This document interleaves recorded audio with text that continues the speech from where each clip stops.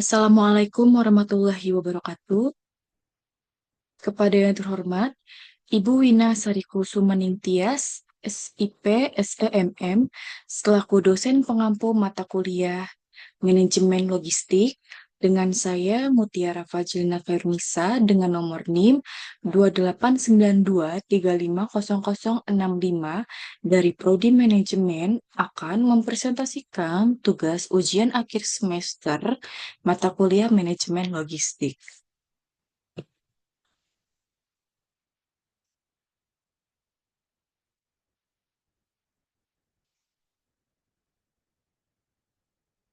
Saya akan membahas pertemuan ke-14, yaitu perubahan yang terjadi dalam organisasi logistik, perencanaan dan isu logistik.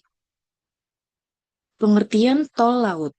Tol laut adalah konsep meningkatkan konektivitas seluruh Indonesia melalui jalur laut yang efektif berupa kapal yang berlayar secara rutin dan terjadwal dari barat sampai ke timur Indonesia dan kembali dari timur ke barat Indonesia.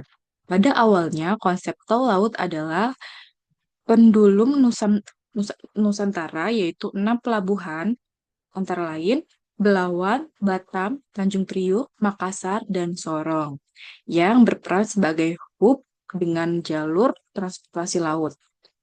Jalur ini bergerak dari barat ke timur dan kembali lagi ke barat seperti sebuah pendulum. 6 pelabuhan ini terhubung dengan lokasi-lokasi lain di sekitarnya. Tujuan Tujuannya adalah untuk mengurangi biaya logistik. Pemerintah Republik Indonesia menyusun sebuah kerangka sistem logistik nasional atau Sisloknas dan Master Plan Percepatan Perencanaan dan Perluasan Pembangunan Ekonomi Indonesia atau MP3AI yang di dalamnya mencakup program untuk memperbaiki sistem logistik di Indonesia dan mengurangi biaya logistik Indonesia. Ada beberapa tantangan dan strategi dalam mewujudkan tol laut dan negara Indonesia sebagai poros maritim dunia, antara lain fokus dalam memperkuat keamanan maritim Indonesia, misalnya keamanan dari perompak dan penyelundupan barang terlarang.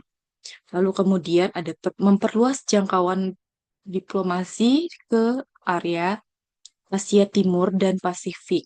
Dan yang terakhir, membentuk kekuatan laut Indonesia sebagai kekuatan maritim yang disegani di Asia Timur. Langkah-langkah strategis yang mendukung tol laut Indonesia yang pertama, memperbaiki kinerja perusahaan, memperbarui peralatan dan mengefisiensikan birokrasi. Tujuannya adalah mengefisiensikan penanganan inventory dan mendukung efisiensi perpindahan dari moda transportasi laut ke darat dan sebaliknya. Yang kedua, memperbaiki backhaul dengan memperatakan pembangunan industri di Indonesia Timur hingga mengadakan barang yang harus dikirim dari timur ke barat Indonesia. Tujuannya adalah menurunkan biaya transportasi yang dibebankan kepada setiap unit terkirim. Yang ketiga, mengurangi pihak perantara atau disintermediasi dengan menghilangkan perantara yang tidak memberikan nilai tambah. Tujuannya adalah mengefisiensikan proses transportasi, penyimpanan inventory berlebih, dan dampaknya mengurangi lokasi penyimpanan inventory gudang.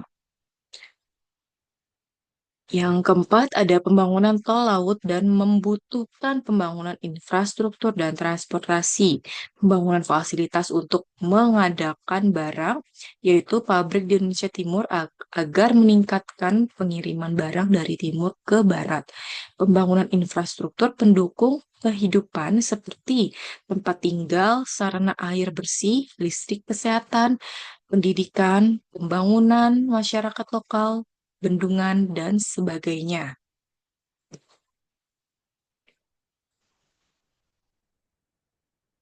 Perbaikan kinerja pelabuhan. Perencanaan pelabuhan meliputi beberapa langkah, yaitu sebagai berikut. Ada 7 langkah. Yang pertama, perencanaan yang matang akan mendukung rencana jangka panjang pelabuhan, termasuk strategi bersaing di tingkat regional dan internasional.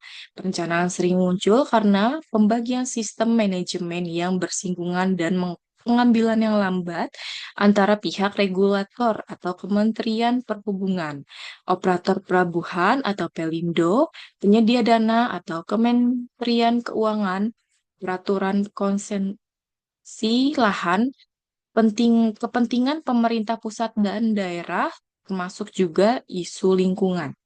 Yang kedua, ada penyediaan lahan dan fasilitas yang cukup, menampung barang untuk kebutuhan di masa kini dan perkiraan kebutuhan masa depan. Misalnya dengan otomatisasi kren, pengelompokan lokasi gudang menurut jenis komoditas. Yang ketiga, ada meningkatkan kapasitas moda transportasi dari pelabuhan menuju konsumen. Keempat, merangkul pihak swasta untuk berpartisipasi dalam mengelola fasilitas pelabuhan seperti menyediakan air bersih, pembangkit listrik, dan pengelolaan gedung. Kelima, ada tanggung jawab pelabuhan mencangkup perairan sampai beberapa kilometer dari pelabuhan itu sendiri, sehingga jadwal kedatangan kapal dapat dikelola sesuai ketersediaan lahan penyimpanan barang. Efisiensi dapat diterapkan dalam pengurusan surat izin ekspor impor barang, di mana surat izin tersebut harus sudah dinyatakan tersedia sebelum kapal tiba di pelabuhan.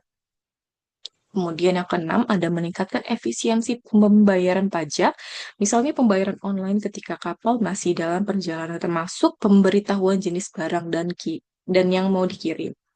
Dan yang ketujuh, ada meningkatkan kemampuan tenaga kerja. Untuk kemampuan dasar, pelatihan bisa dilakukan secara internal maupun mengundang tenaga ahli.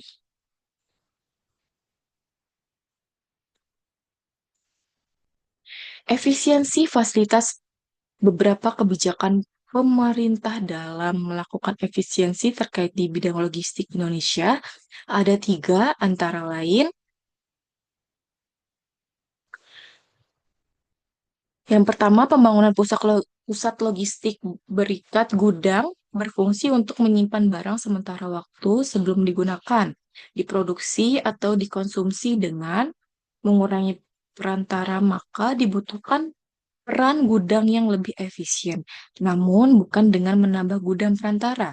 Tujuannya agar tersedia tempat penyimpanan barang atau inventory, karena dengan mengurangi perantara atau disintermediasi, berarti ketersediaan inventory di lokasi terdekat fasilitas menjadi lebih banyak. Meski inventory di gudang bertambah, jumlah inventory total dalam satu rantai logistik menurun karena disintermediasi. Yang kedua, ada integrasi pelabuhan dan kawasan industri untuk menjamin penyimpanan sementara dan inventory. Harus tersedia konektivitas yang baik antara pelabuhan, fasilitas atau pabrik gudang, dan transportasi. Selain itu, berbagai kawasan industri di Indonesia Timur dilengkapi dengan berbagai sarana, seperti pembangkitan tenaga listrik, penyimpanan bahan bakar, penyediaan air bersih, pusat logistik, pusat pendidikan, area komersil, dan pemukiman, dan berbagai fasilitas lainnya.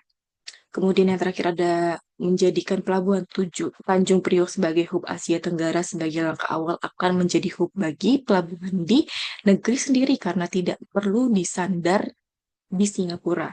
Dengan bersandarnya kapal di Singapura terlebih dahulu, maka ada 2 kali proses hub untuk kapal yang datang dari luar Asia Tenggara menuju pulau-pulau di Indonesia. Untuk menjadikan Tanjung Priok hub perlu disiapkan peralatan dan teknologi bongkar muat kontainer ke dermaga. Birokrasi yang efisien agar menarik perusahaan kapal yang akan bersandar. Akses transportasi dari pelabuhan menuju titik pengiriman atau pabrik gudang lokasi konsumen yang efektif sehingga barang langsung dikirim dan tidak perlu menunggu lama di pelabuhan.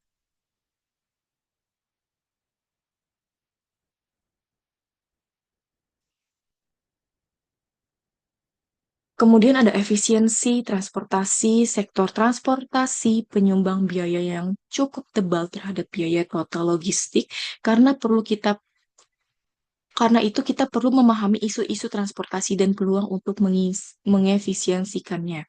Isu biaya transportasi di Indonesia sendiri meliputi poin-poin berikut. Yang pertama, menyediakan biaya investasi untuk seluruh moda transportasi sehingga kondisi area transportasi tidak seluruhnya baik. Kedua, ada kemacetan dan infrastruktur yang kurang memadai. Yang ketiga, ada belum adanya standarisasi baku dan menentukan tarif transportasi. Keempat, tidak meratanya pembangunan sehingga pengangkutan barang antar lokasi tidak selalu maksimal.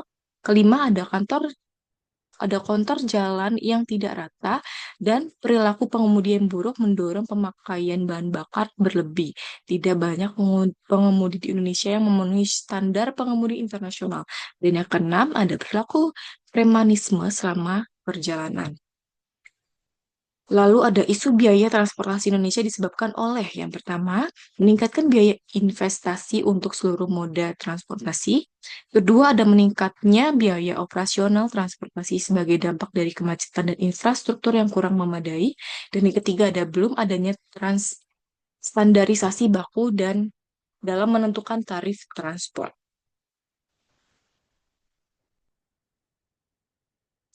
Biaya BBM memberikan kontribusi biaya terbesar, maka kita selayaknya harus mengefisiensikan konsumsi BBM yaitu sebagai berikut. Memperbaiki perilaku pengemudi dari agresif menjadi desensif. Agresif yaitu melanggar aturan, berhenti mendadak, memacu kendaraan dengan kecepatan tinggi, sedangkan desensif yaitu taat peraturan lalu lintas atau dan santun. Kemudian ada melakukan perawatan kendaraan dengan baik, lalu ada menjaga supaya kecepatan kendaraan konstan sehingga konsumsi BBM lebih hemat.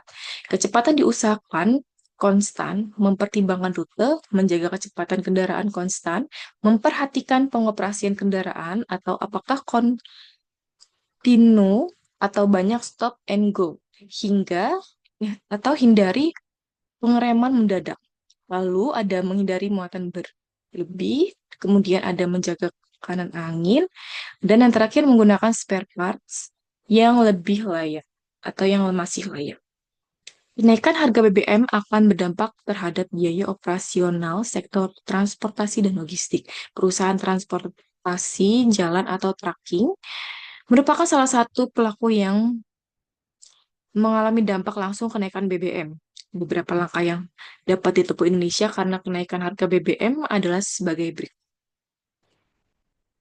Pengalihan subsidi BBM untuk pengembangan infrastruktur, pengalihan subsidi BBM untuk permajaan moda transportasi dengan bunga rendah agar sektor transportasi Indonesia lebih kompetitif. Kemudian ada perbaikan proses birokrasi dan fasilitas infrastruktur pelayanan logistik untuk mempercepat arus barang, mengurangi waktu tunggu dan penumpukan barang. Dan yang terakhir ada penegakan hukum untuk memangkas ekonomi biaya tinggi, misalnya menghilangkan premanisme dan menegakkan standarisasi pengemudi. Dengan menilai komponen biaya transportasi, apakah perusahaan sebaiknya memakai moda transportasi sendiri atau outsource, mempertimbangkan hal-hal berikut. Yang pertama ada keuntungan outsource, yaitu penyedia jasa transportasi memiliki program pelatihan karyawan yang baik, memiliki hubungan ke masyarakat dan pejabat yang baik. Perusahaan tidak menyimpan inventory, tidak perlu merekrut dan melatih pengemudi, dan tidak perlu berinvestasi moda transportasi. Kemudian ada kerugian atau outsource.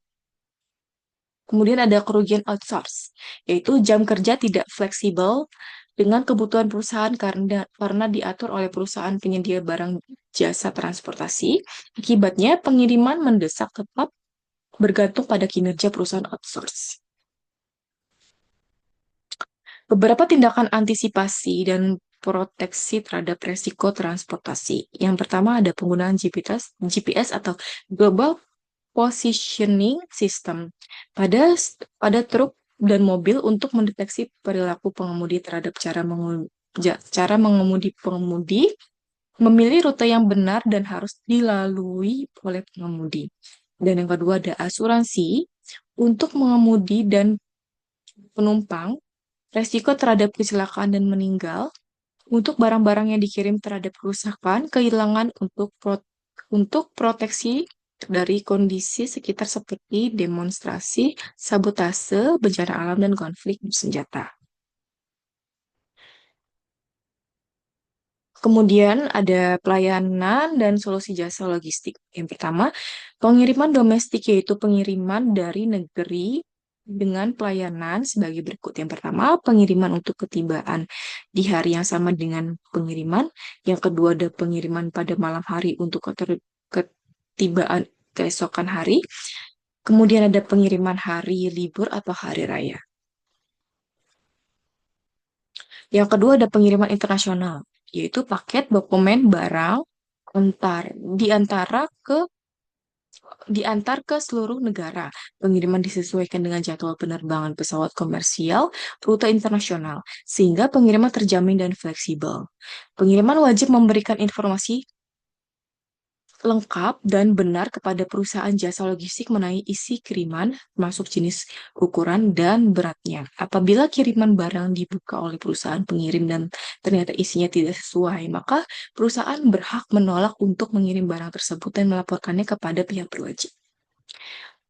Yang ketiga, jasa konsultasi portofolio bea cukai dan perdagangan. Di antaranya, membantu memperlancar kegiatan pabean, analisa kebijakan, tarif, dan asuransi kerusakan atau kehilangan barang, mengidentifikasikan daerah yang memiliki potensi risiko, mengoptimalkan pengendalian internal, dan prosedur untuk memaksimalkan internal compliance. Kemudian ada pengambilan dan pengiriman barang di pelabuhan atau bandar udara ke konsumen.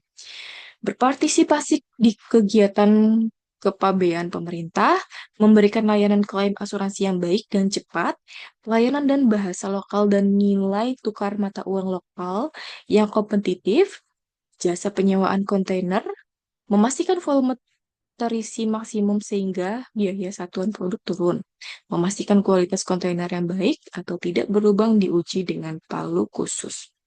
Kemudian ada jasa penyewaan gudang dan moda transportasi. Keempat, ada layanan pengemasan barang kiriman. Antara lain standarisasi prosedur pengamanan barang dan tinggi bagi barang cair, pecah belah dan kerusakan-kerusakan lain karena sifat barang tersebut.